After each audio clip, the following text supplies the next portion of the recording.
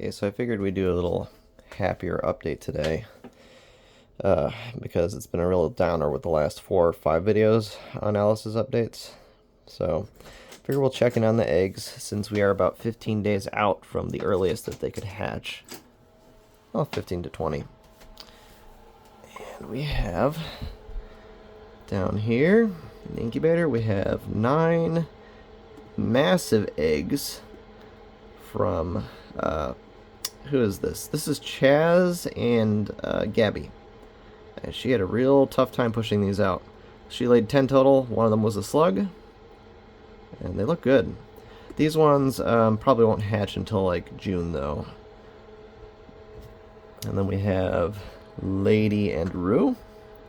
This is just part of their clutch. That she laid, what was it, 17 eggs. There's, 10 in here.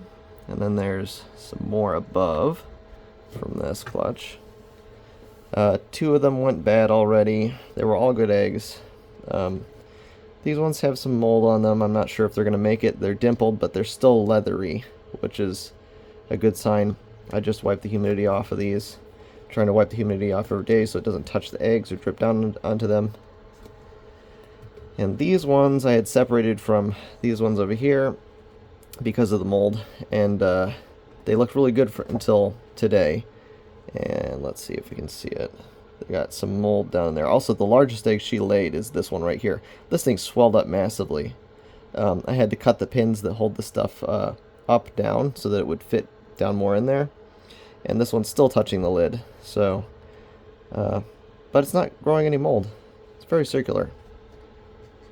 Oh, and this label seems to collect more humidity on it, so I'm trying to keep it in the empty slot.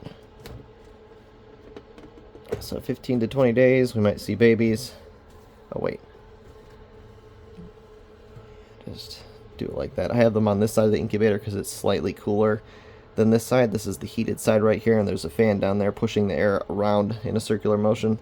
This isn't correct. It's not actually 79. It's more like 80. And it's set for 81. And then back here are hopes for the future. These are Alys's eggs. I don't want to open these. I don't know if we can see here. There are 5 good eggs. She laid a total of 16. Most of them were pebble-sized, hard, uncalcified. Some of them went bad really fast. There were like 5 in here that just completely degraded super fast over time, and I wanted to get them out of there as soon as possible, even if they might have made it, just so that they wouldn't affect the 5 that look the best over here. They all have veins. Fingers crossed they make it. In the past, what has happened to Alys's eggs is they will make it halfway to term, and then mold will take over and they will die fairly rapidly. So with how she's looking, I'm hoping to have some babies from her. I'd like to have them both. I'd like to have Alys and her babies. But maybe we'll update on Alys a little bit at the end here. But I also wanted to take a peek in on the almost 1-year-old babies from Lady last year. So let's see. This is, I know he's in shed still. This is Saturday. Oh yeah, he's still in shed. Poor guy. Poor guy. Hi, Saturday. He's actually colored up quite a bit. He was the drabbest baby when he came out, but he's got some great colors. It's not coming across right now because he's in shed, but maybe I'll show him off or do a photo shoot session with all of them once he's out of shed. This is Tuesday. Tuesday was actually a pretty bright baby, and he has colored down. Fairly unremarkable. He has this sawtooth tail pattern. I don't know if I'm looking at it, but yeah, there we go. Sawtooth tail pattern. And just so you know, the 3 left in this hatchling rack are the ones that I plan to sell off eventually. And I was kind of bummed out that I'm going to sell the one with the sawtooth tail pattern. However, the Lemon Ghost Woman that I got from Jeff Galewood actually has the same pattern on his tail, which is really interesting. This guy's super friendly. Every time I open up the bin, he wants to crawl right into my arm. It's really weird. We have Monday, and Monday is a stunner. I'm undecided. Originally, I only wanted to keep 2 from this clutch, a male and a female, and then I eventually ended up with 4 that I wanted to keep. So there were 7 babies. And Monday, after his last 2 sheds, has become a color blast. Well, I mean, not like JMG's or Jeff's color blast line, but his color just popped. He is gorgeous. I think he is the most colorful baby out of them all. I don't know if it's coming across on the cell phone camera, but yeah. He's got some black bands inside his saddles here, which make me think he might be Arctic, even though there's supposedly no Arctic in either of his parents. And by the way, the Chaz and Gabby pairing will hopefully show whether or not Chaz has Arctic in him, because Gabby is a super Arctic. So I'm waiting for those to hatch before I put anybody on Morph Market or go to a show and try and sell them. He's beautiful, and he's very friendly. Move over here. We have Thursday. She's probably back in her humid hide, or one of the two. I upgraded her to a bigger food container. There she is. There's my pretty girl. Very friendly. So she's one of the 2 that has Conda in her. She might be in shed because she looks kind of drab right now, but I couldn't tell by looking at her belly earlier. She's very friendly. She's the only baby to have bitten me so far, but she learned fairly quick that fingers aren't food. Good girl. And she doesn't seem to mind me touching her. I also left her old food container from KFC in here just because, you know, she seems to like it, but it's now dry. This one's kept humid. Oh, yeah, and I think this is the first time showing off that I moved them into the main rack here. So, yeah, these are the ones I'm going to keep, because now I mixed them in with the tainted population. I call it tainted because this is, well, not that I didn't steam clean everything, but this is the rack where everybody who had coccidia was kept. So the rack was steam cleaned. Actually, no. How I sanitized this was... got 2 large storage tubs, disassembled the whole rack, put them inside soapy water, scrubbed them down, steam cleaned everything, and then I got a ton of, 13% or 12% hydrogen peroxide, sprayed it down, let it soak outside for a while, or dry off completely, and then I just left them outside for a week, burning in the sun. You know, I would flip them the sides, so I'm hoping... if there was any coccidia in these racks, that will have burned everything off. The only other thing I could have done was thrown these out and gotten new racks. Here's Sunday. Oh, geez. You please don't bite me. You're looking really excited right now. Sunday is just a normal pattern girl.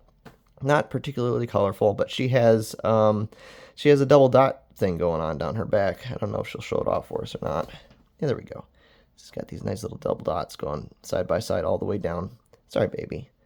She's huge. She has outgrown her brothers and sisters quite a bit. She's not getting fed any more or less than them, but she is like double the weight, so you know. They're all great eaters. Hardly anybody has skipped a meal. It just goes to show that some babies grow faster than others, despite what you might try to do. No, don't go in there. And she is the most like her mother in facial structure and attitude, although she doesn't have much hiss to her. No hiss yet. There you go, baby. And I'm in the middle of changing their waters, so please ignore the mess. Okay, now for the boys. Wednesday didn't want to eat last time, 3 days ago.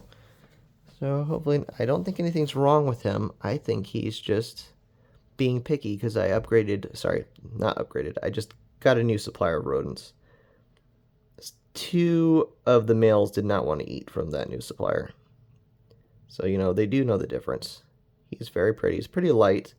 He has a very reduced pattern. He is a Conda. He's one of the original 2 that I was going to keep. So Wednesday and Thursday were the 2 that I was going to keep for sure just because they have Conda in them. But unlike Thursday, he actually has some Arctic markers.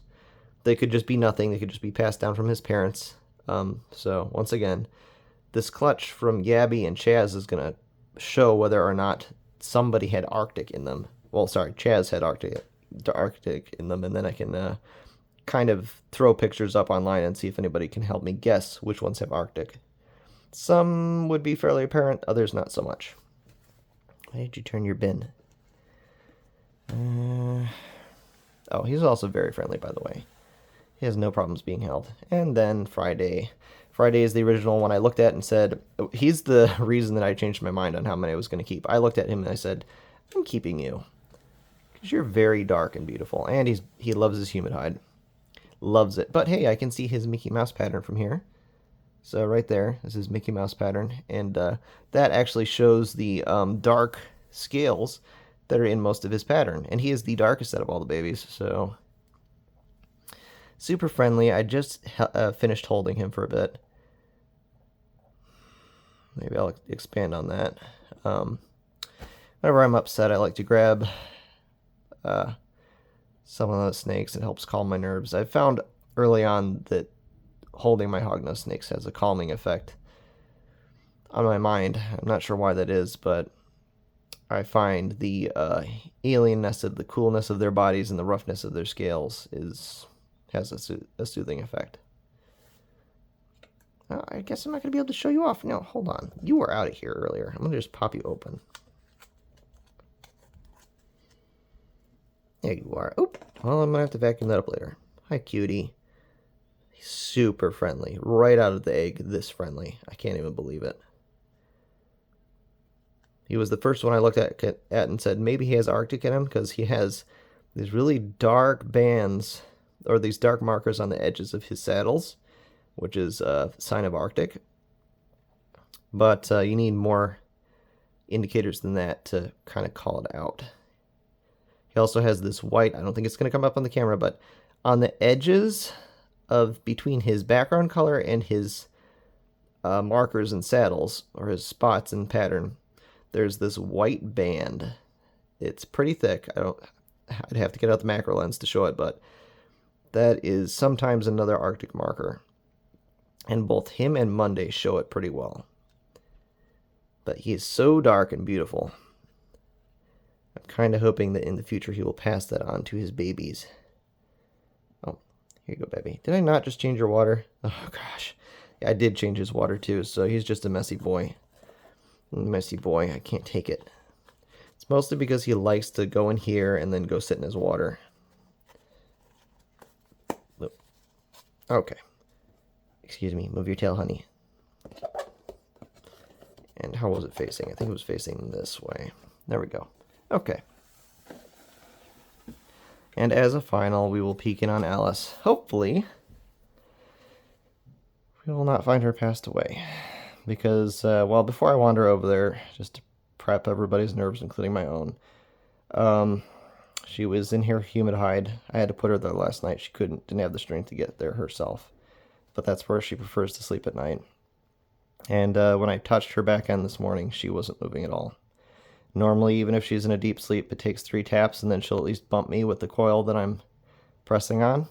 And I got nothing, so I picked up her back end. Keeping in mind I can't see her head at this point. I picked up her back end, and it was pretty much lifeless. So I thought this was it. And then when I opened up the other side of her humid hide, took the towel off that I used to cover it up to give her more darkness, she popped her head right up with a surprising amount of energy. And I nearly died because my heart was hammering so hard. But she had a bowel movement today. I had to get her out to get her on the heat. She didn't want to come out, and she needs the heat to help her body heal. And she was not moving very well, but she was lifting her tail. So I, after about 5 minutes of being under the heat, she started pacing back and forth in her enclosure, lifted her tail, and a ton of green fluid came out. I thought, okay, well, at least it's green and not red. But later on, after I went and had breakfast and came back, I saw her lifting her tail again, and I don't even know how to describe it, like a bobby pin's worth of red fluid, like bright red fluid, came out. And I took a picture of it because I'm colorblind, so I was thinking, well, maybe I'm mistaking green for red, but, you know, kind of hard to mistake, bright red. And later on, she did another one. And it looked like it had tissue in it, so I don't know. She might have internal bleeding. So we're going to peek in on her. She should still be on her heat. Ever since she did those movements or had those bowel movements, she hasn't wanted to move at all. Okay, so she's still moving. So she's still alive. I'm not going to touch her because I just went through and touched the babies, but she's been having micro movements, which means she's moving half an inch here, half an inch there. Excuse me. And she is not able to get into her cinnamon roll form, which is what she does when she's on the heat. That's about 90 degrees of a hot spot right there. This whole slate plate is about that, maybe 88 on the edges. Oh, she twitched there, and she's been doing that a lot lately. Her tongue flicks before this were just straight in and out, no blipping side to side or up and down. She's had a couple of those today, so that's a better sign. She seemed to have a little more energy, but now she's pretty much back into the same state of extreme low energy. Even worse, when I press on her body, she doesn't really respond. She used it, yesterday she was giving me head bumps back, but today she's not really doing any of that. And one of the best signs of life for her is she has always responded with head bobs when I touch her anywhere on her body, to just say that, okay, I know you're touching me and I'm here. So I don't know. We'll see how much life she has to her when I give her medicine tonight. Just the antibiotic, not the one that affects her GI tract or muscles. Yeah. I'm hoping she pulls through, but I still don't have too much hope. I'm sorry to end it on a bad note. Let's look at somebody else. Is Cinder awake? Because for a while there I thought Cinder was going to die too. No Cinder. Up above is Beth. I don't know if you can see her or not. She's in her humid hide. She's my Honduran milk snake. She does not like to use this whole enclosure, which is kind of depressing, because this was Klaatu's old enclosure. I went through all the effort of doing it up nice for her. She has a nice big slate slab up here close to the heating element up here. She likes it a bit cooler, so that's not set so high, but the slate plate absorbs enough to get up to 92 degrees. And then the other side over here is 75. So she never basks, and she never goes over to this side, and she prefers to stay over here. She'll come out. She's long enough that she can have most of her body inside the humid hide, stick her head out of the hole up there that I cut in it, and then reach all the way down here to her water, take a sip or two, and then pull her whole body back in. She does not like to leave. She loves this humid hide, and I don't know why, because it's right in the light. Let's take a look at somebody else. Somebody super active today. I'm digging all night long. Demi. It stinks in here. Yep, she had a bowel movement. Well, I expect with all that movement, it was going to come. Where are you? Oh. Hello? Hi, baby. How you doing? Her nose is all messed up. So she likes to push a lot, like a ball python. And if she did not have this hard scale, her face would probably be swollen way up by now. Let me see. Yeah, your mouth is all messed up. You poor thing. You need to stop doing that nonsense. She just wants to explore so bad, and I can't let her do it because I have no idea what's going on with Dixie, who is down there. Oh, and an update on Dixie. Actually, I don't know if I ever talked about Dixie. My brain is so scattered. Anyway, for Dixie, she still has that swollen spot, but it's not rock hard anymore. It's squishy. It's the same size, though, and she seems to be urating a lot. So, does snake diabetes exist? I have no idea. Anyway, we'll end it here. On Demi, this good girl who knows what the difference between fingers and food is. Because she's a good girl. Yes, she is. My sweetie. I don't even know if we're focused. Probably not. I love you, though. I'm going to turn the video off and pick up her nonsense and give her some fresh water. Thanks for watching, everybody. Sorry.